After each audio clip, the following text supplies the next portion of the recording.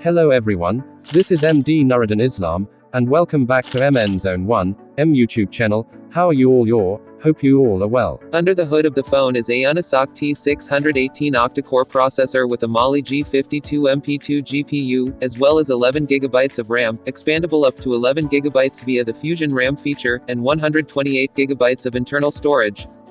Additionally, powering the Blade V40s is an all-day 4,500 mAh battery, which comes with 22.5W fast charging via USB-C. Besides that, it also features Wi-Fi, Bluetooth 5.0 and NFC connectivity, and runs on Android 12 out of the box. As for imaging, found on the back of the device are two circular camera islands arranged vertically. The upper island features a 50MP primary shooter, while the lower one houses a 2MP depth sensor and a 5MP macro camera, situated in the display's punch hole cutout. On the other hand, is an 8MP front-facing camera. Next up is the ZTE X10 Pro tablet, which features a 10.1-inch IPS display with a resolution of 1920 by 1200 pixels.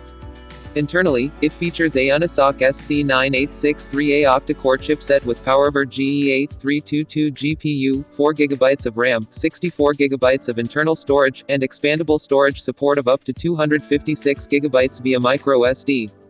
Other than that, the tablet also comes with dual SIM slots, a 6,000 mAh battery, as well front and rear 5MP cameras.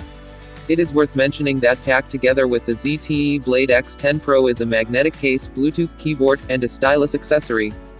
The new ZTE Blade V40s will retail at $799 and is expected to arrive in Malaysia by early October 2022. Those interested can pre-order the entry-level smartphone via the brand's official stores on Shopee and Lazada from now until the 2nd of October. Meanwhile, the new Blade X10 Pro tablet is available now for $699 via Shopee and Lazada.